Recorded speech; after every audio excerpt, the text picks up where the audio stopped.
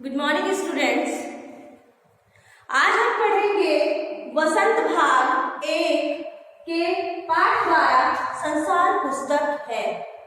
पाठ 12 में संसार पुस्तक है और इसके जो लेखक हैं वो है पंडित जवाहरलाल नेहरू जी।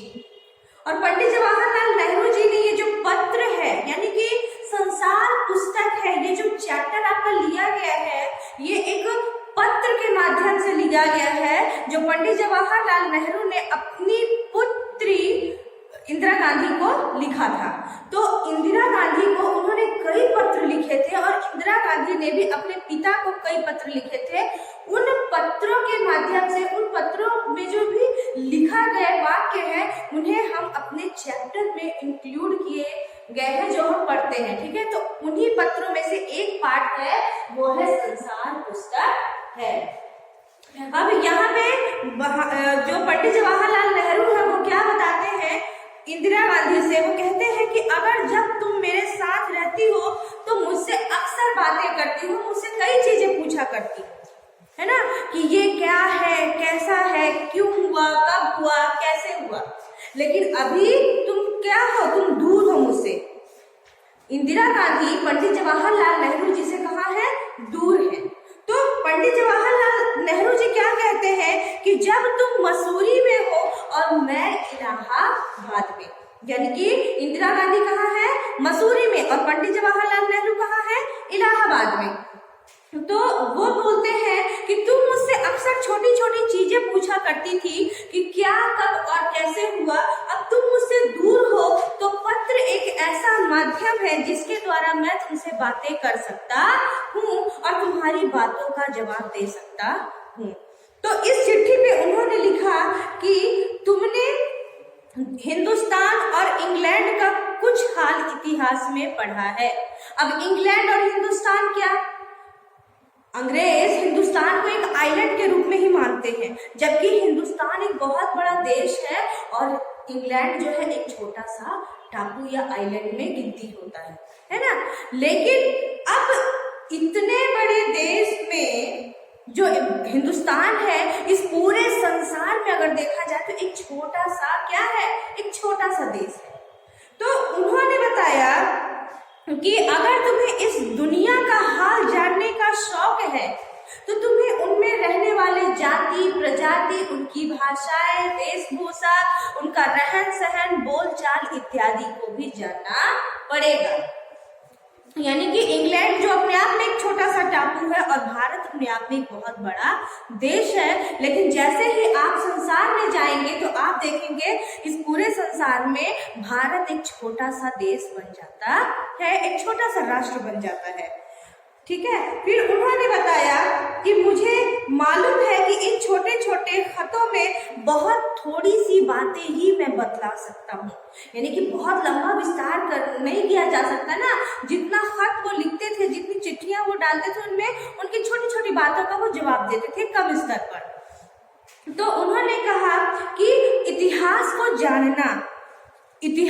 जानना हम एक बैग इतिहास के बारे में नहीं समझ सकते और ऐसा भी नहीं जान सकते कि किसी ने कुछ कह दिया और वो इतिहास बन गया, ऐसा भी नहीं है। तो उन्होंने क्या कहा कि अब ये धरती, इस संसार को जानना है तो इस संसार के जो प्रकृति रूपी किताब है वो तुम्हें पढ़ना पड़ेगा, वो तुम्हें जानना पड़ेगा।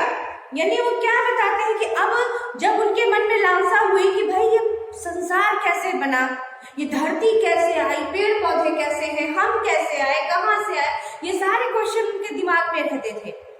तो इस पर जवाहरलाल नेहरू ने कहा कि यह तो तुम जानती हो कि यह धरती लाखों करोड़ों वर्ष पुरानी है। अब उनके इस प्रश्न पर पंडित जवाहरलाल नेहरू जी जो है वो इस धरती के बारे में बतला रहे हैं कि ये जो धरती है ये कितनी पुरानी है, ये बहुत पुरानी है, लाखों करोड़ों वर्ष पुरानी है ना। और बहुत दिनों तक इसमें कोई भी आदमी नहीं रहता था और आदमियों से पहले सिर्फ कौन थे, आदमियों से पहले सिर्फ जानवर थे। जानवर से पहले भी कौन थे, जो पानी वाले जीव जंतु पाए गए वो थे। और उसके पहले भी कैसे पेड़ पहाड़ और केवल बर्फ वगैरह थे, जो धीरे धीरे जो क्लाइमेट में जो चेंजिंग हुआ, प्रकृति के जो तापमान में जो परिवर्तन हुआ, उस आधार पर धीरे धीरे जो जीव थे वो उनका विकास होता चला गया।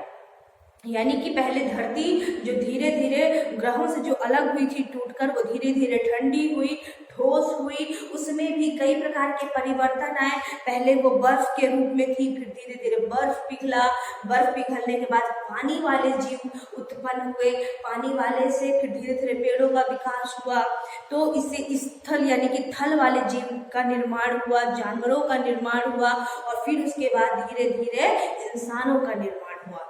ठीक है ना, क्योंकि पहले प्रकृति बहुत गर्म थी, तो उसमें किसी भी प्रकार के जीव जंतु का पनप पाना असंभव था। और धीरे धीरे जब ठंडी हुई तो उसके क्लाइमेट में चेंजिंग, उसके पर्यावरण में, उसके तापमान में चेंजिंग के आधार पर धीरे धीरे इसमें कई प्रकार के प्रजातियों का विकास हुआ। अब उन्होंने कहा है कि केवल यही नहीं, इसके बारे में और जानने के लिए कि प्रकृति में और क्या क्या हुआ, तो उसमें जब यह धरती बेहद गर्म थी तो इस पर कोई जानदार चीज नहीं थी, और अगर हम उनकी किताबें पढ़े तो पहाड़ों और जानवरों की पुरानी हड्डियों को गौर से हम देखते हैं। अब देखिए, आप जब हिस्ट्री पढ़ते हैं या किसी भी प्रकार का, तो पुरानी हिस्ट्री क्या है, यानी पुरानी चीजों के बारे में जानना, वो चाहे समाज के बारे में हो, जानवरों के बारे में हो, जीव जंतुओं के बारे में हो, साम्राज्य के बारे में हो, या भौगोलिक परिस्थितियों के बारे में। ठीक है, तो उन्होंने बताया कि इसमें जो पहले जो जानवर थे, अब जैसे डायनासोर, जो डायनासोर थे वो उनका उद्भव और विकास तो हुआ, लेकिन कुछ समय के पश्चात वो इस धरती से लुप्त हो गए, और कहीं आज भी उनके जो फॉसिल्स वगैरह रखे गए हैं, अवशेष जो उनकी हड्डियां जो बचा कर रखी गई हैं, ये मान्यता ये प्रूफ करती है कि कभी ना कभी इनका विकास हमारी धरती पर हुआ था। तो इस प्रकार वो बताते हैं कि अगर आपको जानना है किसी संसार के बारे में, संसार से उस राष्ट्र के बारे में, तो आपको वहाँ के जीव, वहाँ की जो रहन सहन है, वहाँ की भाषा है, वहाँ की बोलचाल है, वो सारे आम जनता को आपको जानना पड़ेगा। और फिर उसके बाद आप इस प्रकृति के बारे में जानना है, तो आपको इस प्रकृति के बारे में, यहाँ के जीव जंतुओं के बारे में भी जानना होगा। इसके अलावा वो कहते हैं कि अगर ये केवल हमारे मन की बात नहीं होती, यह बड़े मजे की बात होती, क्योंकि हम जो चीज चाहते सोच लेते, सुंदर परियों की कहानी गढ़ लेते, लेकिन जो कहानी किसी बात को देखे बिना ही गढ़ ली जाए, क्या वो ठीक हो सकती है? नहीं, बिल्कुल नहीं। लेकिन खुशी की बात यह है कि उस जमाने, पुराने जमाने की लिखी हुई जो किताबें ना होने पर भी हमें कई बातें मालूम होती हैं।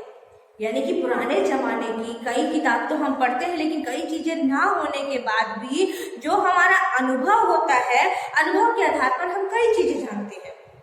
अब जैसे कि ये पहाड़, समुद्र, सितारे, नदियां, जंगल, जानवरों की पुरानी हड्डियां, और इसी तरह भी और कई चीजें हैं जिनका हाल मालूम किया जा सकता है।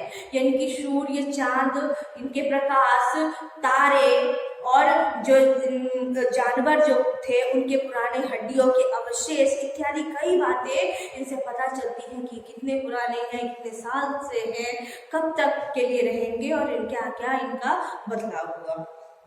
इसके अलावा जो एक चीज उन्होंने और भी कहा कि अब और इसके आगे अगर हम जाते हैं, अब जैसे कि इस संसार में कई बड़े बड़े चट्टान हैं, पहाड़ हैं, नदियां, नाले, पेड़ पौधे, जीव जंतु इत्यादि हैं, लेकिन अगर हम इनके बारे में जाने तो अब आप और आगे विस्तृत रूप से देखेंगे तो हम देखते हैं कि जो बड़ा सा पहाड़ था वो आगे घिसता घिसता कैसे चला गया और एक रेत का किनारा बन गया, यानी कि परिवर्तनशील है वो। उन्होंने बताया कि बहुत बड़ा जो मोटा चट्टान का जो टुकड़ा होता है, बड़ा सा ओड़ा होता है, वो क्या होता है, टूट कर जब नदी में गिर जाता है या किसी पानी के भाव में गिर जाता है, तो वही पत्थर बहते बहते रोड़े, यानी बड़े से रोड़े, और उसके बाद भी आगे बहते बहते वो क्या होता है, धीरे धीरे घिसने लगता है, यानी आगे बढ़ता जाएगा और घिसता जाएगा और घिसते घिसते वह छोटे से पत्थर के रूप में और फिर पत्थर से फिर वह छोटे से बालू यानी कि एक छोटे से गोल चमकीले पत्थर के रूप में बदल जाता है। और फिर यदि उसे नदी बाहर बहा कर ले जाती है तो घिसते घिसते घिसते वह किसमें परिवर्तित हो जाता है? वह एक जर्रे के रूप में परिवर्तित हो जाता है, वह एक रेत के रूप में बदल जाता है। और फिर वही रेत जो होता है दरिया के किनारे, नदी के किनारे या समुद्र के किनारे, क्योंकि नदियां जो होती हैं हिमालय से निकलकर कहाँ मिलती हैं?